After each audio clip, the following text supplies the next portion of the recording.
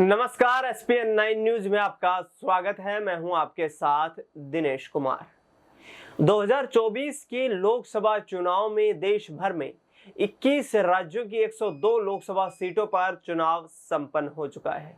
ऐसे में कांग्रेस पार्टी और भारतीय जनता पार्टी एक दूसरे पर हमलावर हो रही हैं। आपको बता दें कि उत्तर प्रदेश की पश्चिम क्षेत्र में 8 लोकसभा सीटों पर चुनाव संपन्न करवाए गए। ऐसे में यहां पर भारतीय जनता पार्टी या यूं कहें कि इंडिया गठबंधन और बीजेपी एनडीए गठबंधन के बीच कड़ी टक्कर देखने को मिली। इसी के साथ साथ अब चर्चा ये तेज हो रही है कि आखिरकार गांधी परिवार की दो बड़ी सीटें, रायबरेली सीट और अमेठी सीट, इन दोनों सीटों पर अभी तक प्रत्याशियों का ऐलान क्यों नहीं किया गया है, क्योंकि करीब 3 महीने पहले जनवरी के महीने में ये ऐलान कर दिया गया था कांग्रेस हाईकमान की तरफ से कि हम अपने तमाम प्रत्याशियों को अधिक से अधिक वक्त देंगे जिसमें वे चुनावी तैयारियां कर सके। लेकिन इस बीच आपको बता दें कि यहां पर प्रियंका गांधी के चुनाव लड़ने की खबरें सामने आ रही हैं। रायबरेली सीट, जहां से 2019 के लोकसभा चुनाव में सोनिया गांधी सांसद बनकर के आई थी, अब प्रियंका गांधी को चुनाव लड़ाने की कोशिश न सिर्फ गांधी परिवार कर रहा है, बल्कि पार्टी के तमाम कार्यकर्ता और नेता भी ये कहते नजर आ रहे हैं कि यदि प्रियंका गांधी चुनाव लड़ती हैं तो आसानी से कांग्रेस पार्टी को जीत हासिल करने में मदद मिलेगी। इस पूरे मुद्दे पर क्या प्रियंका गांधी चुनाव लड़ेंगी, जब उनसे सवाल किया गया और उन्होंने खुद एक जनसभा में इसका किस तरीके से जवाब दिया, सुनिए जरा। क्योंकि ये देश आपके जागरूकता के बल पे बना। जो हमारा स्वतंत्रता संग्राम था वो कैसे बना, कैसे हुआ? हमारे जो नेता थे उन्होंने जनता को साथ कैसे लिया? क्योंकि जनता जागरूक बनी, जनता समझ पाई कि एक साम्राज्य है, कि हमारे साथ ठीक बर्ताव नहीं हो रहा है, हमें बदलाव लाना है। जागरूक होने से ही एक आंदोलन बना।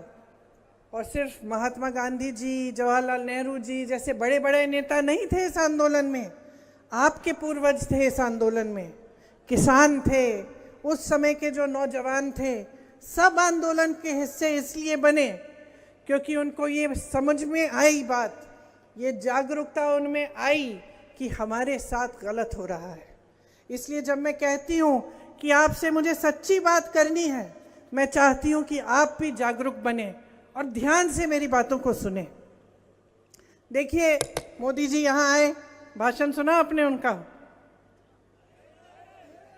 नहीं सुना? भाषण सुनना चाहिए सबका, तभी तो पता चलता है कि असली कौन है, नकली कौन है ना? मैं तो सुनती हूँ, मैंने सुना उनका भाषण, मैंने उनका भाषण सुना और सच्चाई यह है कि मुझे उनकी बातें अब हल्की लगने लग गई हैं। हो सकता है शुरू में उनकी इच्छा थी कि कुछ करेंगे, लेकिन 10 साल बाद, इतने सारे झूठे वादों के बाद, इतनी सारी बड़ी बड़ी बातें करने के बाद फिर भी आज रोजगार नहीं है देश में, आज महंगाई इतनी बढ़ रही है, पूरा नहीं कर पाए। इसलिए मुझे लगता है कि उनकी बातें अब हल्की पड़ रही हैं। आपने सुना होगा, एक वीडियो देखा होगा कि इनके कई सांसद और इनके कई पार्टी के सदस्य ये कहने लगे हैं अलग अलग प्रदेशों में कि जब हमारी सरकार आएगी हम संविधान को बदलेंगे। मंच पर मोदी जी संविधान की बातें करते हैं। कल भीमजी राव अम्बेडकर जी का जन्म दिवस था, उनके बारे में खूब बातें की, संविधान की बातें की, लेकिन अपने लोगों से कहते हैं कि तुम जाओ, जनता के बीच जाओ और बोलो कि हम संविधान को बदलेंगे। तो सोचिए ये क्यों हो रहा है? ये बातें जो इनके लोग इधर उधर से उभारते हैं, आस्ते आस्ते जनता के मन में डालते हैं और बाद में जब सरकार आती है तो ये ऐसे निर्णय लेते हैं जो जनता के खिलाफ होते हैं। तो आपने सुना यहाँ पर प्रियंका गांधी जो प्रधानमंत्री नरेंद्र मोदी की कार्यशैली को लेकर के लगातार सवाल खड़े कर रही हैं। वो ये कह रही है कि प्रधानमंत्री जहां भी जाते हैं सिर्फ धर्म जाति की बात क्यों करते हुए नजर आ रहे हैं। आखिरकार क्या उन्होंने 2014 के लोकसभा चुनाव में देश की जनता से जो वादे किए थे उनको पूरा नहीं करना चाहते थे? क्या प्रधानमंत्री अपने वायदों से मुकर रहे हैं?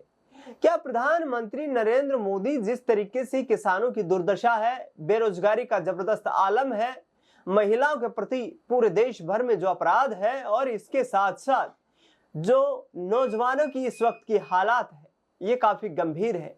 लेकिन पीएम मोदी पर एक भी बार यहाँ पर उनकी जुबान पर यह नाम नहीं आता है कि हम युवाओं को इतना रोजगार देंगे या हमने इतना इंतजाम किया।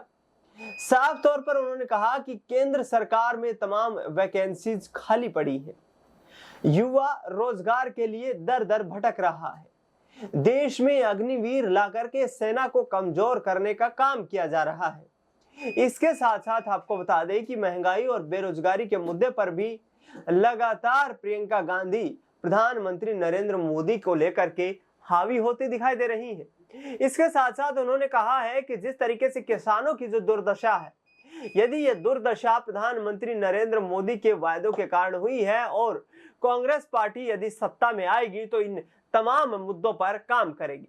यानी कि साफ तौर पर प्रधानमंत्री नरेंद्र मोदी की कार्यशैली को लेकर के कांग्रेस पार्टी और प्रियंका गांधी जो कि राष्ट्रीय महासचिव है, सवाल खड़े करती हुई नजर आ रही है। ऐसे में आपको बता दें कि जिस तरीके से यहाँ पर इंडिया गठबंधन के तहत तमाम राजनीतिक दल एक मंच पर मौजूद है। दिल्ली की बात करें तो वहां कांग्रेस पार्टी और आम आदमी पार्टी चुनाव लड़ने वाली है। इसके साथ साथ उत्तर प्रदेश में समाजवादी पार्टी और कांग्रेस पार्टी मिलकर के चुनाव लड़ रही है। पंजाब की बात की जाए तो वहां पर भी कांग्रेस पार्टी और आम आदमी पार्टी चुनाव लड़ती हुई नजर आ रही है। ऐसे में किसानों का जो ज्वलंत मुद्दा एमएसपी को लेकर के खड़ा हुआ था, उसकी कोशिश यहाँ पर, उसको भुनाने की कोशिश यहाँ पर प्रियंका गांधी और इसके साथ साथ कांग्रेस पार्टी की तरफ से की जा रही है कि 2014 में जिस तरीके से प्रधानमंत्री ने वायदा किया था कि 2022 तक देश के किसान की आमदनी दोगुनी हो जाएगी, क्या अब प्रधानमंत्री खुद कोई जवाब देना चाहते हैं? दूसरी तरफ इलेक्टोरल बोर्ड के माध्यम से जिस तरीके से भारतीय जनता पार्टी को छप्पर फाड़ चंदा मिला है, वो भी विपक्ष के लिए एक ज्वलंत मुद्दा बन गया है।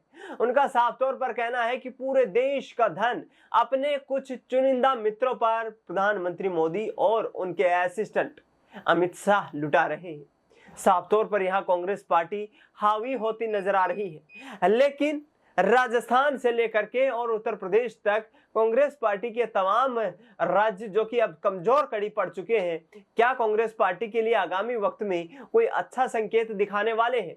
क्या कांग्रेस पार्टी यहां पर वापसी करने वाली है? क्योंकि एक तरफ राहुल गांधी लगातार ये कहते नजर आ रहे हैं कि भारतीय जनता पार्टी देश की जनता में जो रोष देखने को मिल रहा है, उस रोष को देखते हुए महज 150 सीटों पर सिमटने वाली है, जबकि बीजेपी की तरफ से 400 से ज्यादा सीटें जीतने का दावा किया जा रहा है। हिंदुत्व के बड़े मुद्दे पर चुनाव लड़ रही भारतीय जनता पार्टी क्या तीसरी बार हैट्रिक लगा पाएगी या फिर इंडिया गठबंधन के तमाम सहयोगी दल एक दूसरे के साथ मिलकर के यहां पर इंडिया गठबंधन को सत्ता की दहलीज तक लेकर के जाएंगे? इस पर बड़ा सवाल खड़ा हो गया है और स्थिति 4 जून को स्पष्ट हो जाएगी। फिलहाल इस खास कार्यक्रम में इतना ही। देश दुनिया की तमाम बड़ी खबरों के लिए आप देखते रहिए SPN 9 न्यूज।